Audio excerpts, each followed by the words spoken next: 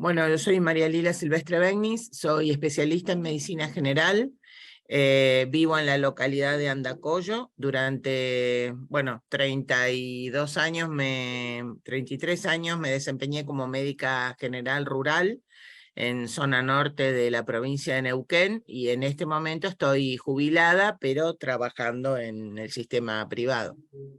Muy bien. ¿Cuándo supo que quería ser médica? Bueno, según mi mamá, cuando tenía 5 años y en lugar de jugar a las muñecas tradicionalmente, las tiraba por la escalera y después las curaba. Muy bien. ¿Y cómo fue tu trayectoria desde ese momento hasta llegar a atender en Butarranquil y Andacollo? Bueno, de, siempre de que me acuerdo tuve claro que quería ser médica.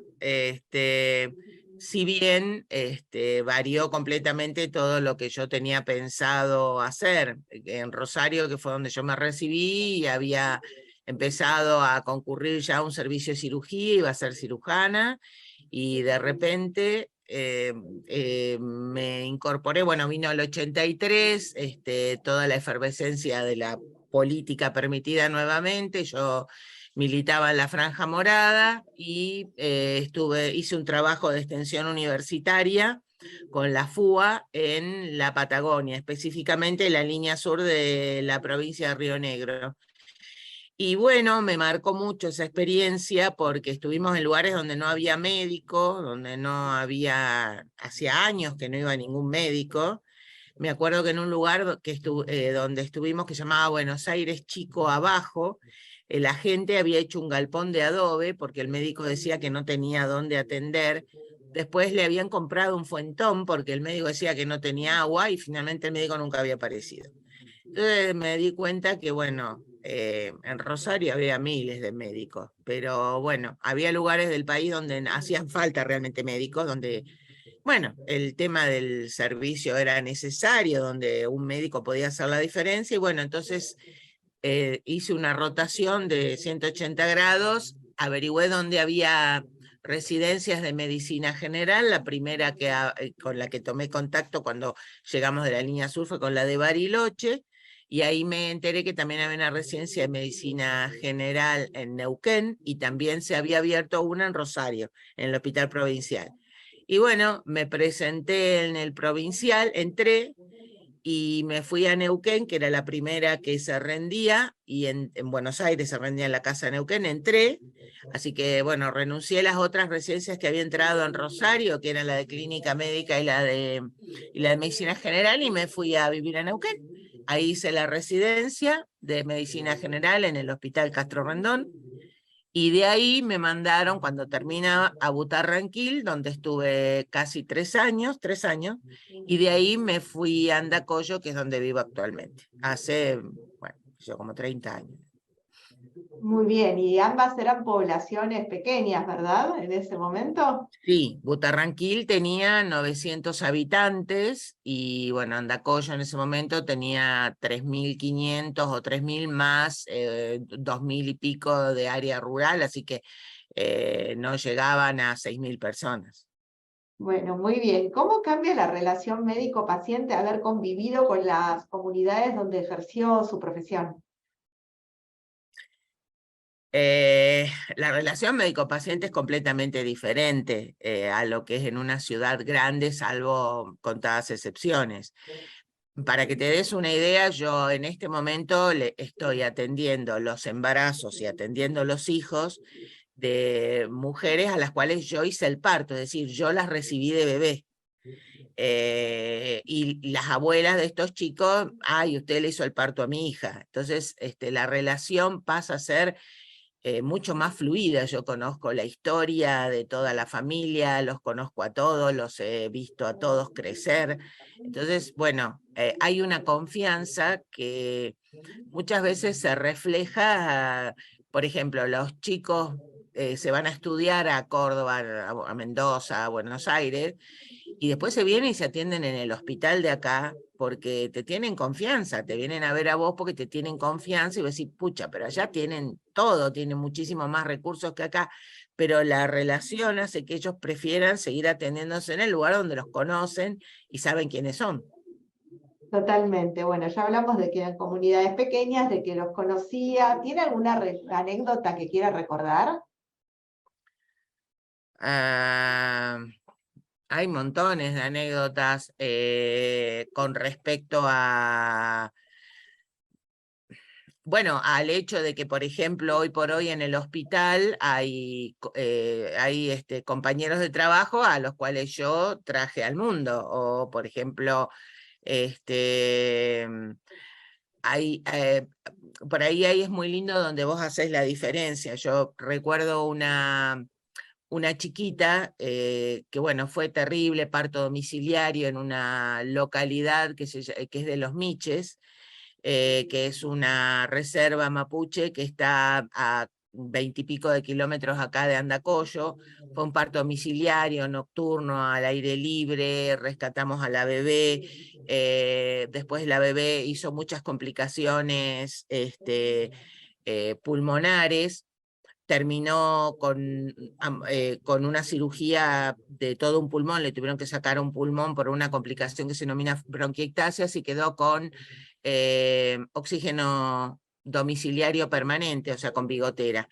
Esa nena no podía ir a la escuela porque cada vez que hacía frío o había gripes, si ella se llegaba a contagiar, bueno, su único pulmón podía no llegar a responder, así que tenía que quedarse en su casa, con lo cual tenía casi 7, 8 años y no sabía leer y escribir, porque además su mamá tampoco sabía leer y escribir, porque no había ido nunca a la escuela.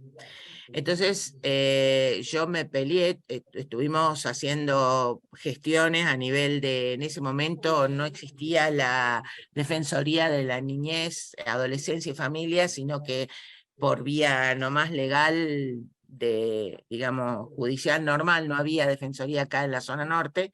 Hicimos todo un trabajo porque la escuela no tenía maestra domiciliaria.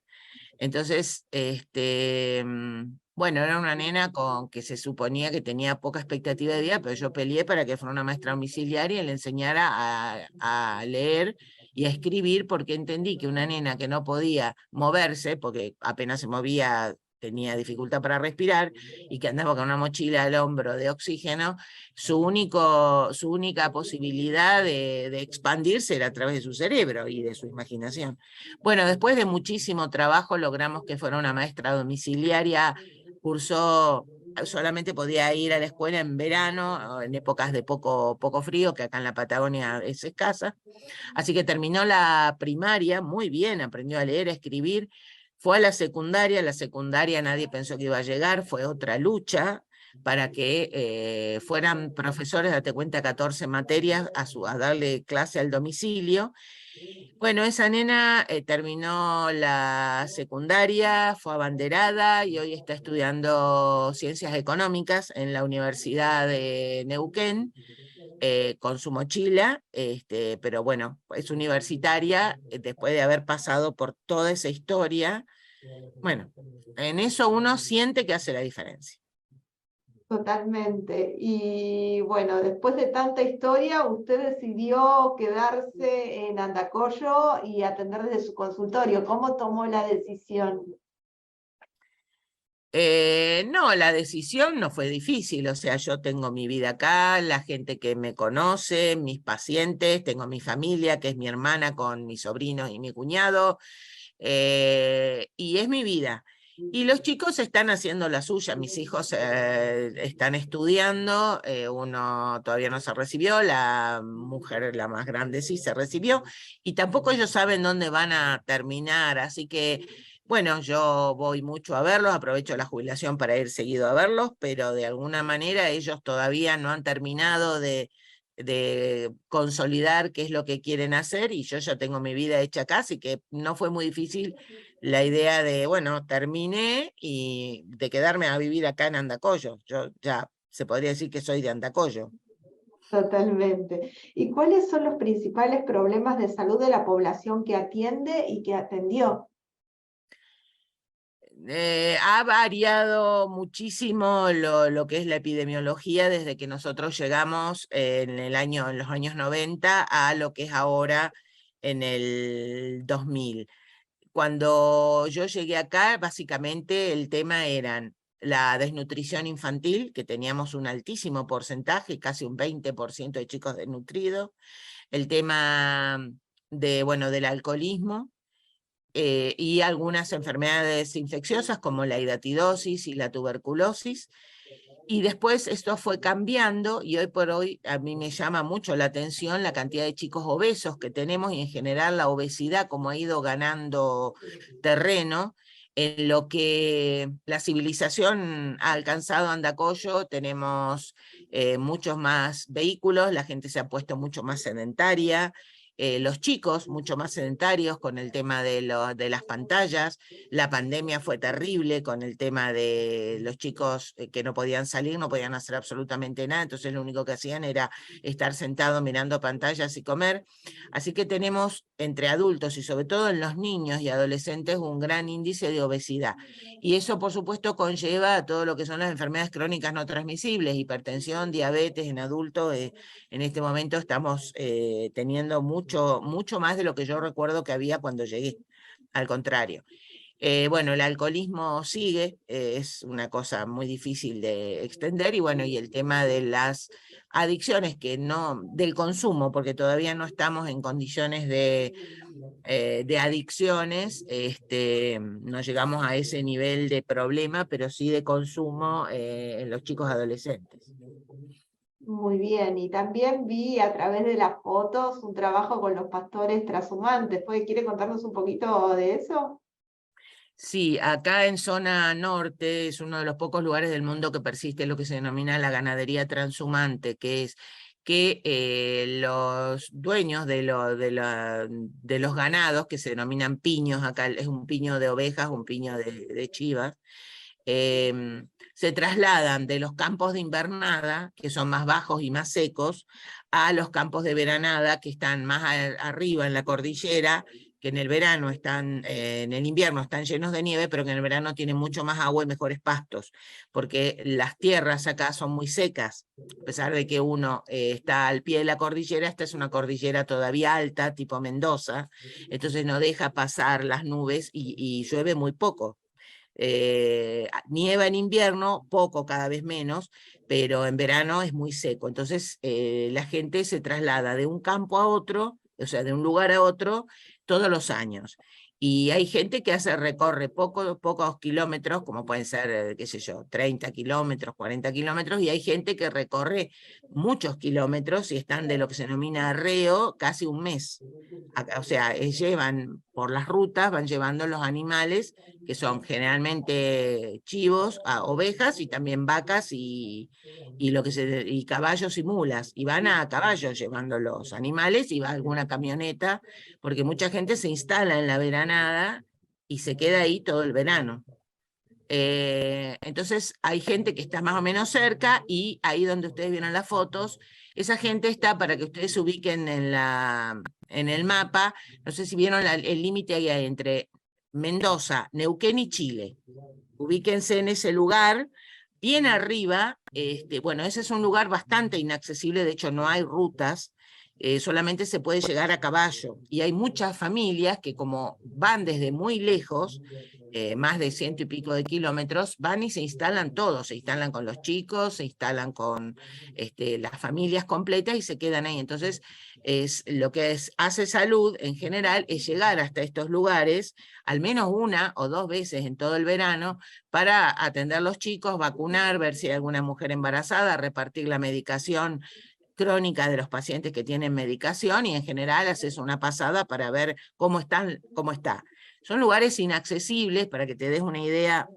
Yo estuve cubriendo en la zona de Barrancas y de Cochico antes de jubilarme, y cuando estábamos haciendo una visita médica, porque los hospitales, salimos a los distintos parajes para acercar la atención a la gente, en lugar de que la gente tenga que venir al pueblo. Entonces vamos por los distintos parajes rurales una o dos veces al mes, o tres o cuatro, depende de la cantidad de población que tengan, para, bueno, acercar la atención médica, vacunas, medicación, anticoncepción, etcétera, etcétera, etcétera. Bueno, ya estábamos en una de estas visitas y nos avisan que había un chico que se había caído a caballo y que estaba a 12 horas a caballo de la punta de ruta. Punta de ruta quiere decir el lugar más extremo donde llega la ambulancia. y de ahí estaba 12 horas a caballo. Obviamente se hacía con un traumatismo de cráneo, el tiempo urge, así que tuvimos que pedir un helicóptero a Neuquén, tuvimos que tramitar un helicóptero que llegara y lo trajera, pero otras veces cuando eso no se puede, a veces la gente los trae o a caballo si se puede, y si no lo que se llama en guando, que es una de esas fotos que yo te mostré, que es gente llevando una camilla. Esa señora que ves en la camilla se le había roto un quiste hidatídico pulmonar y estaba vomitando sangre, y eran unos 30 personas las que iban llevando la camilla y las que iban a caballo. Entonces iban haciendo posta. Es decir, se iban reemplazando, cruzaron 20 veces el río, y entonces así llegaron hasta la punta de ruta, para que de ahí se llegó a Barrancas, de Barrancas a Butarranquil, de Butarranquil a Chosmalal, y de ahí la señora salió en avión a Neuquén. Totalmente. Bueno, eso es más o menos lo que viste, es decir, a caballo se llega y los mulares, esos cargados que viste, ahí va la comida de los que vamos y también van los medicamentos, va todos los elementos médicos que se necesitan para la atención. Una atención muy básica, pero que bueno, para la gente es importante, ¿no? Totalmente. Bueno, un poco ya me lo comentó, pero mi siguiente pregunta iba a qué dificultades o desafíos representó atender en comunidades pequeñas, lejos de los grandes centros urbanos, si quiere recordar algún otro. Bueno, desde el punto de vista médico, una de las grandes dificultades es la formación permanente para el médico. Por eso Internet y la posibilidad de entrar en distintas plataformas de capacitación médica fue una cosa que fue un antes y un después, porque antes había que trasladarse 500 kilómetros hasta Neuquén, por lo menos, para cualquier cosa que uno quisiera hacer de actualización. Así que ese ha sido, ya gracias a no, pero ha sido durante mucho tiempo una seria dificultad para el asentamiento de médicos en esta zona. Ahora ya podés hacer un curso, yo ahora, por ejemplo, estoy haciendo un posgrado en diabetes en la Universidad de Córdoba y lo estoy haciendo todo online. Entonces, eso cambió muchísimo, ¿no? Bueno, y las otras dificultades tienen que ver con esto, ¿no? O sea, la zona norte tiene las especialidades básicas y entonces cualquier cosa más complicada que esa tenés que mandar a Zapala o a Neuquén, generalmente a Neuquén. El tema de, bueno, de la tecnología que siempre nos va llegando muchísimo más tarde. Y bueno, la gran dificultad es conseguir profesionales, sobre todo médicos jóvenes que quieran venir a vivir a estos lugares, porque le tienen miedo, porque se sienten solos, porque no quieren alejarse de los lugares donde a lo mejor tienen su familia o se han formado. Y eso es un gran problema, conseguir recurso médico formado para estos lugares, que es donde justamente más se necesita el recurso médico formado. Porque, bueno, hay que manejar muchas cosas, pero aún así yo creo que la verdad que yo no me arrepiento. El trabajo es muy gratificante, la vivencia humana es muy gratificante, y me parece que vale la pena arriesgarse a venir a estos lugares. Hay muchos médicos y médicas que deciden formarse como médicos generales y sin embargo se siguen quedando en las grandes ciudades y no se animan a venir a donde realmente se los necesita. Entonces el recambio generacional es muy difícil, es muy, muy difícil. Ese es una de las grandes dificultades que tenemos. Cuando realmente la satisfacción del el desempeño y el ejercicio de la medicina en estos lugares, yo creo que termina siendo mucho más gratificante que en las ciudades grandes. Totalmente. Y en línea con lo que me viene contando, ¿qué reflexión haría usted sobre la medicina en la actualidad? Creo que la medicina, sobre todo en los lugares muy grandes, se está deshumanizando mucho. Por supuesto que nosotros trabajamos con evidencia y demás, pero finalmente lo que tenemos adelante es un paciente que tiene una historia, que es un ser único e irrepetible, que tiene una familia, que vive inserto en un medio cultural y social, que tiene sus propias creencias, y si nosotros queremos atender con un algoritmo a todos por igual, le vamos a chingar feo.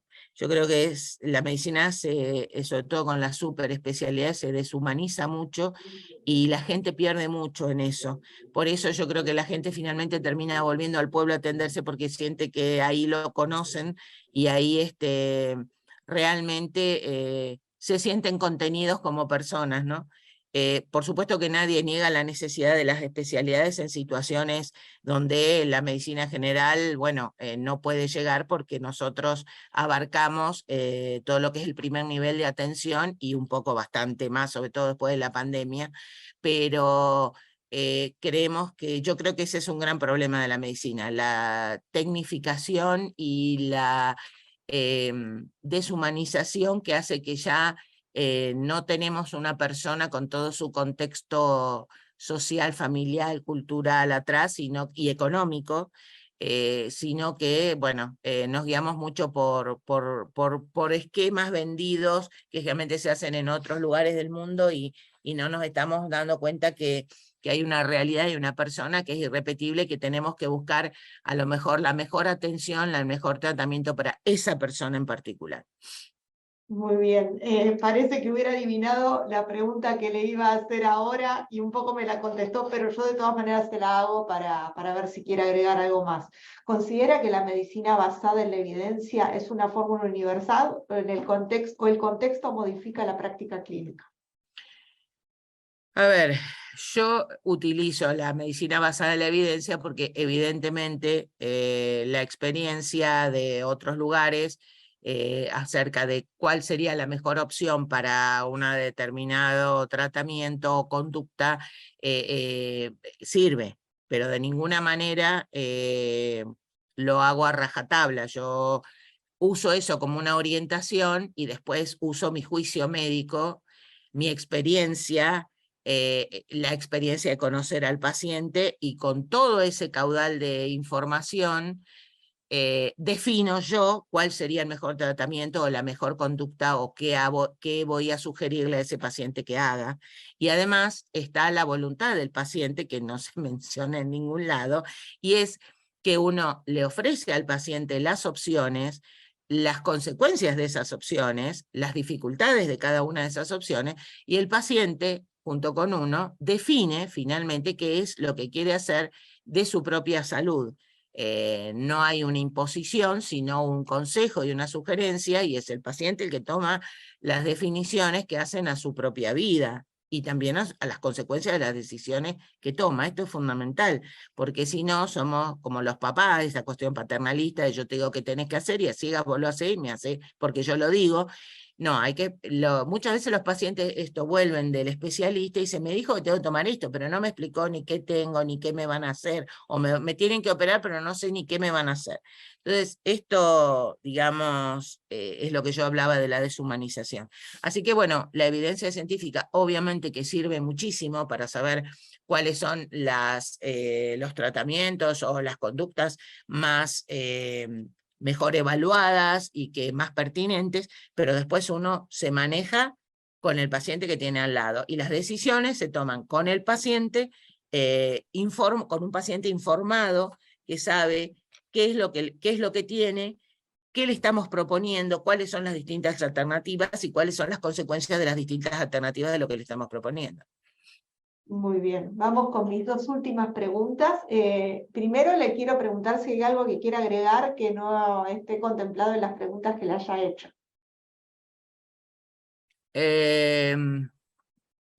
Bueno, creo que una de las cosas que más me gustaría hacer hincapié, sobre todo si esto va dirigido a médicos y médicas de otros lugares del país y sobre todo gente joven, es que se animen a probar, que se animen a hacer otra cosa, que hay muchos lugares del país, no solamente el norte de la provincia de Neuquén, hay muchos lugares del país donde hay muy pocos médicos, donde los médicos y médicas son necesarios en este momento porque tenés una población totalmente desprotegida.